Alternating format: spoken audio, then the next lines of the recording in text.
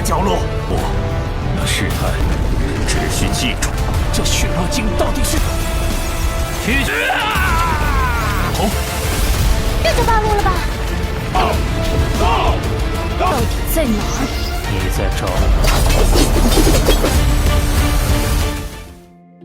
Halo semuanya, selamat datang di Ruang Sinema. Bagaimana kabar kalian semua? Semoga selalu sehat dan baik-baik saja. Sesuai jadwal, jadi pada hari ini kita akan kembali melanjutkan spoiler Penakluk Bintang berdasarkan cerita novelnya. Yang mana ini ada chapter 484 sampai 487. Cerita berlanjut, Lo Feng duduk dalam diam di ruang belajarnya. Di hadapannya terhampar dua buku tebal dari perpustakaan khusus yang ia miliki. Buku ini bukanlah buku sembarangan, melainkan bagian dari koleksi langka yang disebut Tempest Scribble. Sebuah karya yang hanya dapat diakses oleh segelintir petarung paling kuat di alam semesta. Buku-buku tersebut memiliki makna dan kekuatan luar biasa, mampu membuka jalan menuju pemahaman lebih mendalam tentang hukum alam semesta, termasuk hukum ruang dan waktu. Di tangannya, Lo Feng memegang buku kedua dari koleksi tersebut. Ia baru saja menyelesaikan dan mempelajari buku pertama, yang mengandung lebih dari 3.000 teknik. Hanya butuh 3 hari baginya untuk menguasai semuanya. Namun buku kedua ini adalah cerita yang berbeda, dan lebih dari 2.000 teknik di dalamnya, sebagian besar terlalu rumit untuk dipahami dengan mudah. Bahkan setelah menghabiskan 29 hari penuh, Lo Feng baru berhasil memahami 19 teknik. Sedangkan 2083 sisanya masih terasa misterius. Hal demikian membuat Lo Feng berpikiran kalau buku kedua ini sangatlah luar biasa, karena satu gambar tetesan hujan saja bisa menghasilkan begitu banyak teknik. Memang semua teknik di dalam buku ini digabungkan berdasarkan satu gambar tunggal, yakni tetesan hujan dari 9 jagat raya.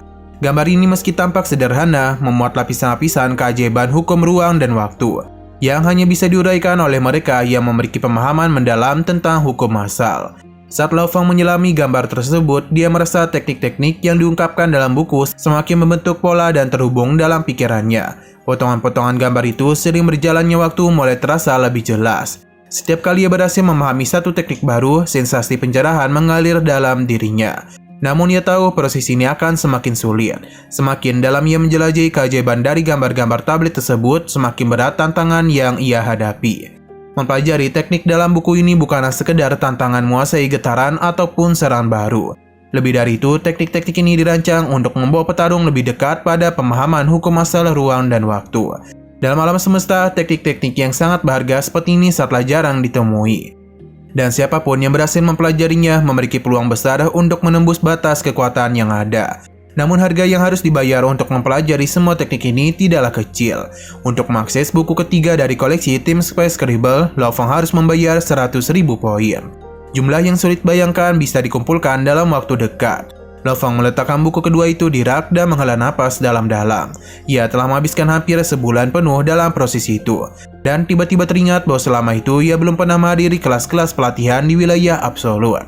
Bahkan kelas favoritnya ia menjelaskan tentang hukum asal emas dan fungsi ruang, yang mana itu telah dilewatkan oleh Lo Feng. Tak berselang lama dari bahunya muncullah Babata. Ia memberitahu bahwa Lo Feng sudah 29 hari berkutat dengan buku kedua tersebut. Sambil tertawa kecil, Lo Feng mengatakan kalau dirinya masih belum sepenuhnya menguasai 19 teknik itu. Namun sejauh ini ia merasa pemahamannya tentang hukum asal semakin meningkat. Mendengar ucapan Lo Feng, Babata pun menatap takjub, sebab Lo Feng kini sudah menguasai keajaiban ke-10 dan ke-11 dari gambar tetesan hujan. Ini sangatlah luar biasa. Lo Feng tersenyum, 108 keajaiban pikirannya. Gambar tetesan hujan dalam tablet memegang 9 keajaiban dasar. Gambar gerimis memegang 27 keajaiban yang lebih mendalam. Dan gambar badai menyimpan 72 keajaiban terakhir. Saat ini ia baru saja berhasil memahami 11 dari 108 keajaiban tersebut. Namun tantangan sebenarnya baru saja dimulai. Semakin dalam ia mempelajari teknik-teknik dari buku tersebut, semakin sulit baginya untuk membuat kemajuan. Tentu saja jika ia memiliki kesempatan untuk mempelajari tablet kekacauan primal di kota kekacauan utama, kemajuan itu bisa menjadi lebih cepat. Tapi kesempatan seperti itu sangatlah langka dan hanya diberikan kepada petarung yang benar-benar istimewa. Setelah itu dan penuh semangat, ia melompat dari ruang belajarnya dan menuju ruang pelatihan pribadinya. Sesampai di sana, Lo Feng memutuskan untuk menguji teknik yang telah ia kembangkan dengan satu gerakan. Ia pun memanggil Nasen Aperman. Pedang-pedang ini membentuk pilar totem, sebuah struktur raksasa yang terbuat dari hukum ruang dan emas, siap menghancurkan apa saja yang ada di hadapannya. Pilar totem itu kemudian melesat dan kecepatan luar biasa, menabrak gedung pencakar langit di hadapannya, meruntuhkannya menjadi debu dalam sekejap mata. Ledakan itu begitu besar hingga seluruh area di sekitarnya juga hancur. Sambil mengamati kehancuran yang ia sebabkan, Lo Fong berpikir kalau kendalinya masih belum sempurna. Pilar totem miliknya jauh lebih kuat daripada sebelumnya, tetapi ia masih belum bisa mengendalikan kekuatannya dengan presisi. Serangannya seharusnya hanya menghancurkan satu baris, tetapi riak-riaknya menyebar ke tanah dan menghancurkan lebih dari yang ia maksud. Namun Lo Fong tidaklah kecewa. Ia tahu bahwa dengan latihan yang lebih banyak, ia akan bisa meningkatkan kendalinya dan menggabungkan teknik-teknik dari Time Space Scribble dan pemahamannya tentang hukum ruang dan emas. Kekuatan Nansen Upperman miliknya akan terus berkembang. Saat ini Lo Fong menyadari kalau dirinya perlu meningkatkan pemahaman tentang hukum asal emas. Pasalnya pemahamannya tentang hukum ruang angkasa sudah cukup untuk mencapai tingkat kelima dari Nansen Upperman, tetapi hukum emasnya masihlah belum cukup matang. Lo Fong memutuskan bahwa inilah saatnya untuk mencari bimbingan lebih lanjut dalam hukum emas, dan bantuan ingatan warisan dari binatang bertanduk emas, dia bisa mempelajari teknik-teknik baru yang akan mempercepat kemajuannya. Di dalam semesta yang luas ini, di mana para petarung terkuat berkumpul dan berlatih untuk menguasai kekuatan yang tidak terbayangkan. Lo Fong melanjutkan perjalanannya sebagai salah satu anggota dari Virtual Universe Company, dunia yang penuh dengan tantangan dan peluang. Setiap langkah Lo Fong mendekatkan pada kekuatan luar biasa yang hanya dimiliki oleh sedikit orang. Sore itu Lo Fong bersiap untuk menghadiri kelas publik yang terkenal. Sebuah kesempatan langka di mana berbagai teknik pertempuran dan strategi akan dibahas. Dia keluar dari pilanya dan cepat terbang melintasi langit, menuju gedung pencakar langit besar yang berfungsi sebagai pusat pelatihan utama. Bangunan itu sangatlah besar, hampir mustahil dibayangkan jika dibangun di bumi. Luasnya beberapa ratus kilometer.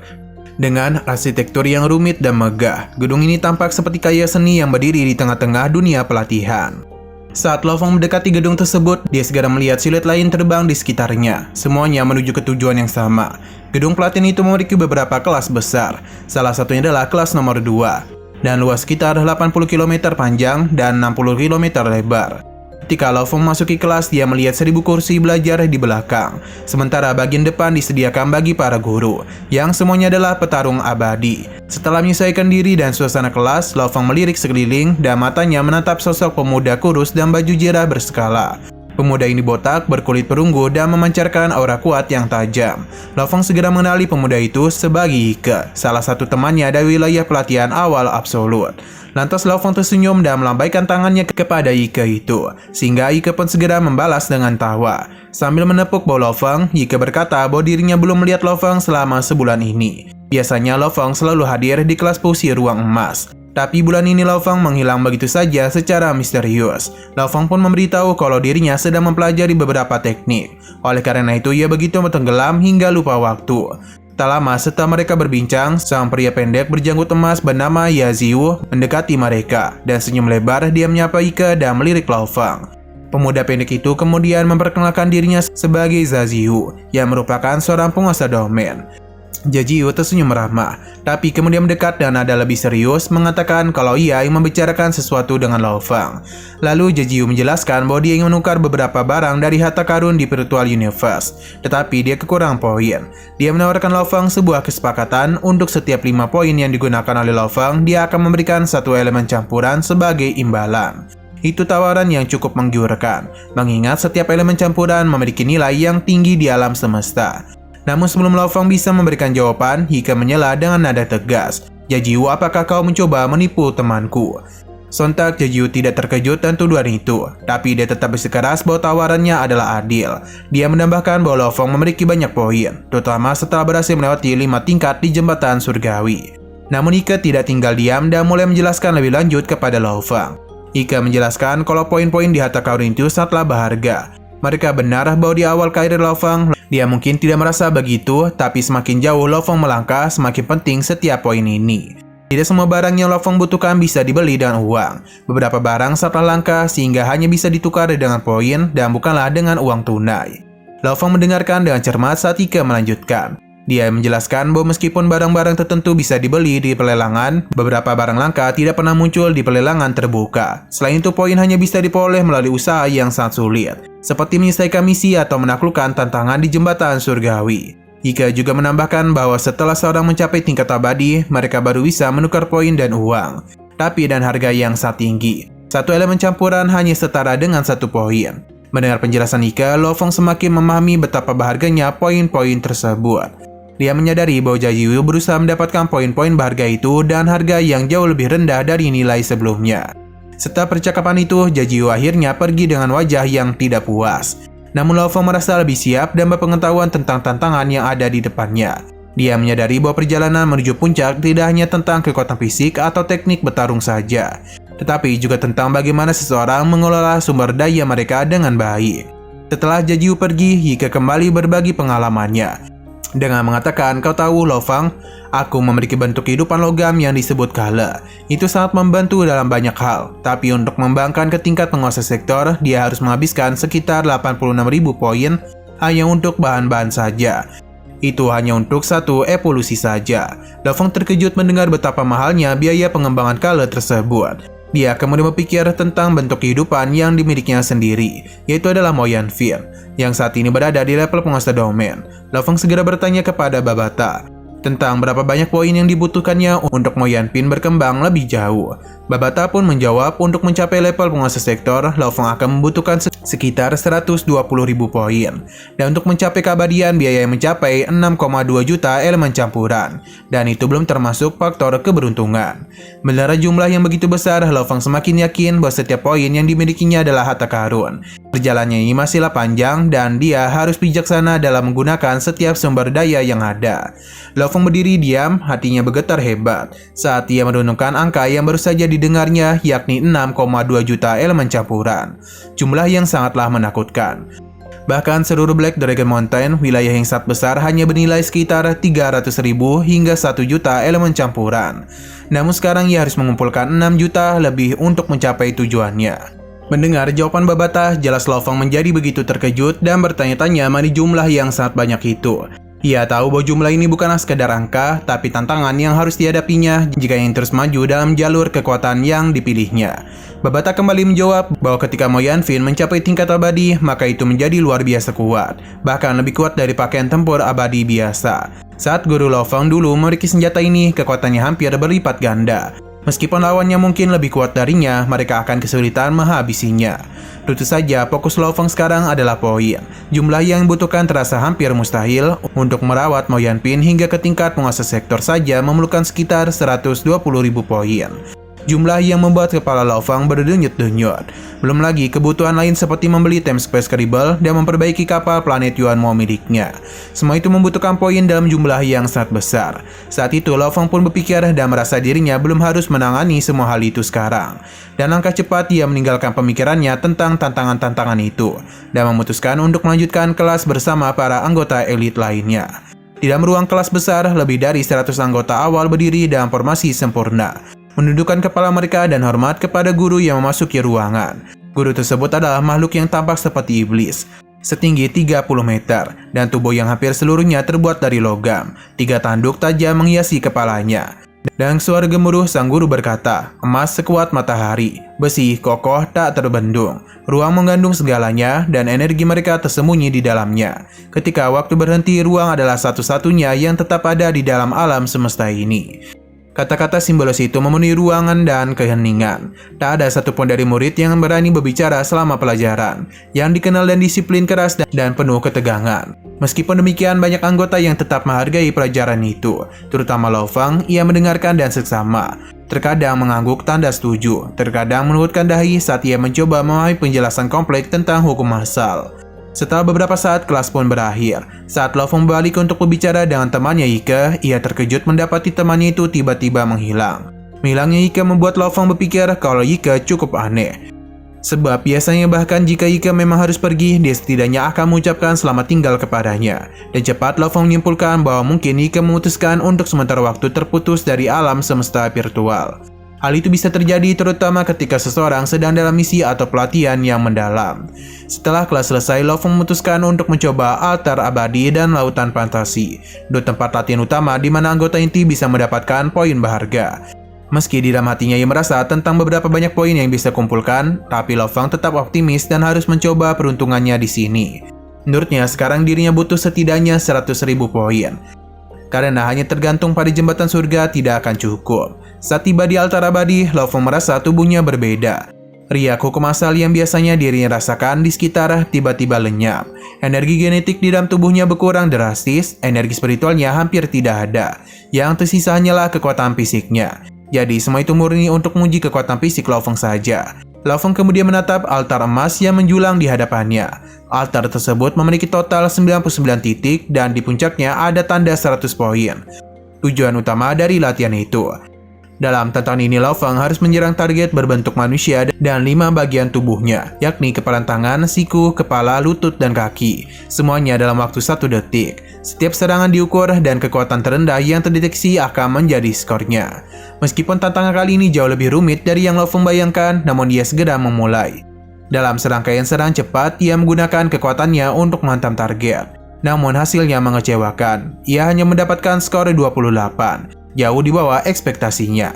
Berulang kali Lo Fong mencoba menyerang target, namun hasilnya tetap tidak memuaskan. Skor tertingginya hanyalah mencapai 34, masih terlalu rendah untuk mendapatkan poin. Frustasi pun mulai menguasainya, tapi ia tahu bahwa menyerah bukanlah pilihan. Setelah ratusan kali mencoba, Lo Fong masih tidak mendapatkan 1 poin pun.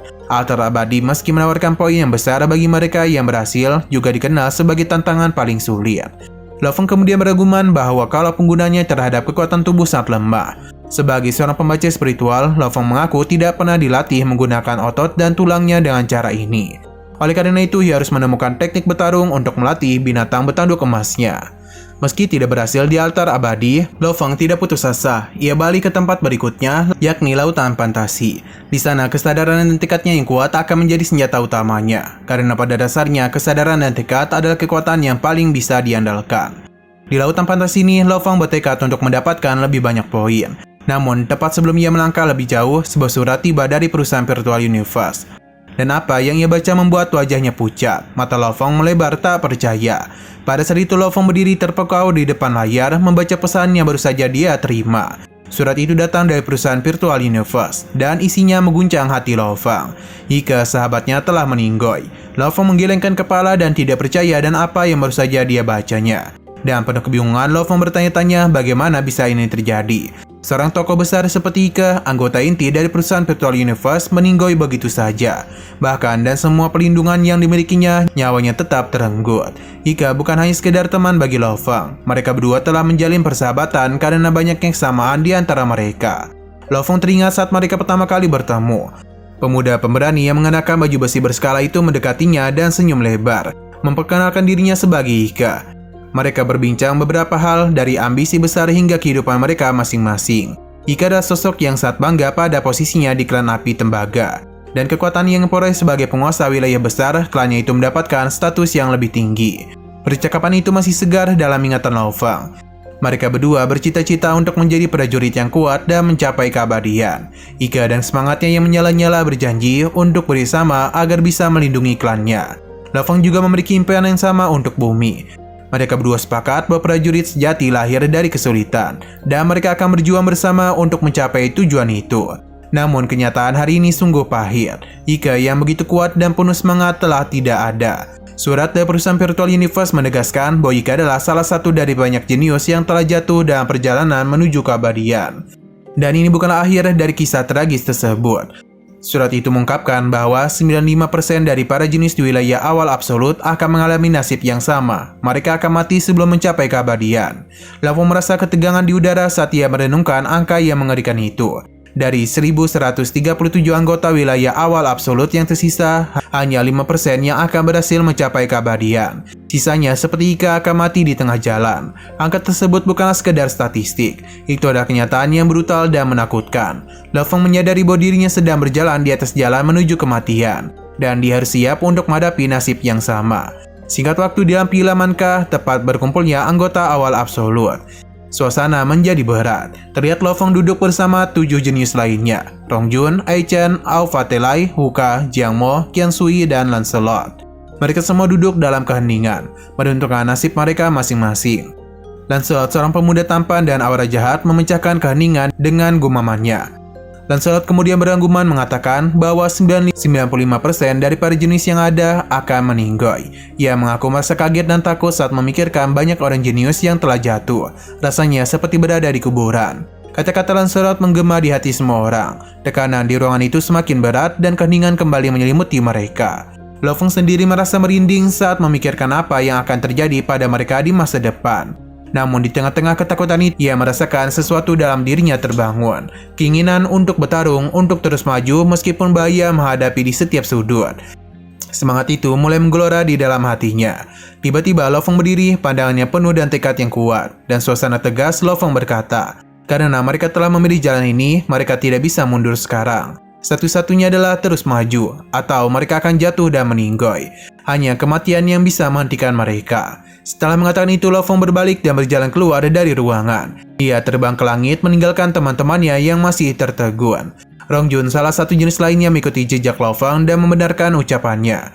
Karena jalan menuju kematian bukanlah sesuatu yang bisa dilalui oleh sembarang orang. Tanpa hati yang benar, lebih baik menyerah. Setelah itu, satu persatu mereka semua berdiri dan pergi, masing-masing dan beban di pundaknya. Kematian Ike telah membuka mata mereka. Mereka menyadari bahwa selama ini mereka terlalu nyaman dan kehidupan ini. Mereka terlena dalam latihan dan kelas tanpa benar-benar menyadari bahaya yang mengintai. Tapi sekarang mereka tahu bahwa dunia di luar sana tidak akan memberikan belas kasihan. Jika mereka yang bertahan hidup, maka mereka harus bersiap untuk menghadapi tantangan yang lebih besar daripada sebelumnya. Di tengah momen relaks ini, Lo Feng memutuskan untuk menerima misi pelatihan. Ia tahu bahwa dalam menghadapi bahaya, ia bisa tumbuh menjadi prajurit sejati. Samudera Fantasi ada tantangan pertama yang ia pilih. Ombak besar yang tergulung menghantam tebing di depannya, tidak membuat Lo Feng gentar. Ia berdiri di atas tebing memandangi lautan yang luas dan berjanji pada dirinya sendiri bahwa ia akan terus maju.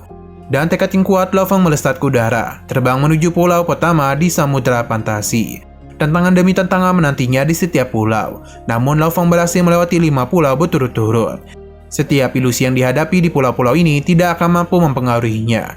Hatinya yang dingin seperti cermin membuatnya mampu melihat melalui semua ilusi. Kekuatan mentalnya yang kuat memungkinkannya untuk memotong setiap ilusi dan hati yang seperti pisau. Lo Feng kedua melesat menuju pulau ke-6. Ia tidak tahu apa yang menantinya di sana. Namun salah satu yang pasti, Lo Feng telah menemukan kekuatan sejatinya. Hati yang dingin seperti cermin dan hati yang tajam seperti pisau adalah senjata terkuatnya dalam menghadapi jalan menuju kematian. Nah, sayang sekali lagi seru-serunya, spoiler pada hari ini pun harus bersambung dulu. Oke, sekian dulu pada video kali ini. Untuk video selanjutnya akan segera hadir. Jadi bagi kalian yang mengikuti series ini, langsung saja klik subscribe dan aktifkan loncengnya. Terima kasih yang sudah menonton video sampai habis. Jika kalian suka pada video ini, klik like dan share ke teman-teman kalian tentang channel ini. Dan ditunggu aja kelanjutannya. Oke, sampai jumpa di video selanjutnya.